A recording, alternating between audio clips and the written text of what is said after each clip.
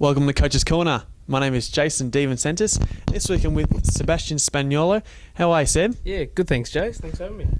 So, Seb, we're coming off a bye weekend where we played Essendon the week before. It wasn't probably our best performance. We were close to winning. We had our chances, but I guess just inaccurate kicking in the end. Yeah, absolutely. Disappointing. I mean, Essendon got off to a really good start, to their credit. We got back into the game, we thought. We definitely, out-tackled them, did a lot of things great. In the end, it was probably not having our hands on the ball as much as we would have liked to. And that's all, Essendon run away with it a little bit. But you're right, we did have our chances. We kicked pretty poorly at certain parts of the game, so that really hurt us. Yeah, it did in the end, and I guess we've got that side that did play against here. So we've got obviously our backs, mids, forwards, and our bench. And our 23rd, I believe, was Ben Allen. Who stood out from you from this game? Yeah, I thought Daniel Venditti was fantastic, as he always is. He had his hands on the footy quite a bit for us.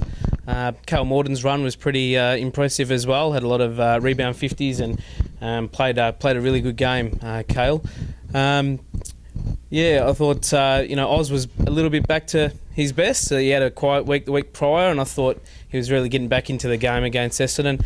But overall, I mean, we did have a slow start, and he was probably one of them that did as well, but he worked his way into the game well, I thought. And as a development forwards coach, I mean, you're obviously looking as well as how the forwards set up.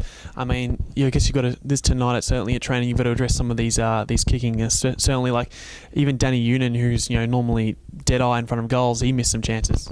Yeah, look, the weather's no real excuse. I mean, it was the same for both sides, but we do put a lot of work into our goal kicking. When we break up into our zone work, it's always focusing on getting better and nailing those shots, regardless whether they're play on opportunities or set shots, and we'll just keep working at it. Guys have worked on their technique quite a lot, and there's still a little bit to do, so we'll keep working at it.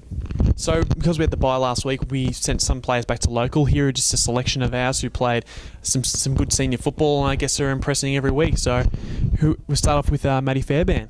Yeah, so Matty plays for Pines in the Mornington Peninsula League out Frankston way, and he's now played 3 in a row, 1 reserves game and 2 seniors games now. So we see that's why he was back there as well. He had a limited pre-season through injury, so we see Matty as someone, hopefully as soon as he's ready to go, we can get him into our side. He defends well, and from the feedback local level, he's been going pretty well back there. So yeah, that's Matty.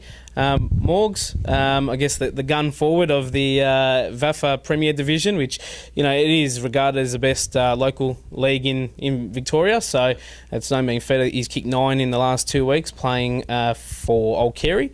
So yeah, he's going very well, Morgs, and hopefully the time that he spent there, it's all about getting game time into him. So hopefully he's ready to go when we need him. Lockie Johns, that was his first game for the season, playing for Vermont in the Eastern Footy League, another strong league, very strong league, and Vermont's a really good side. So he got game time, he got through the game unscathed, which is good. Got a lot of the ball, kicked a couple of goals, so very promising signs there for Lockie. Jesse Curigliano, Strathmore. Again, another very high level competition, the EDFL Premier, and Strathmore is a very strong side in that. So Jesse's playing wing, half back there, and going very well for Strathmore. Feedback's been great, and he's a young kid, Jesse, so he'll just keep getting better as time goes.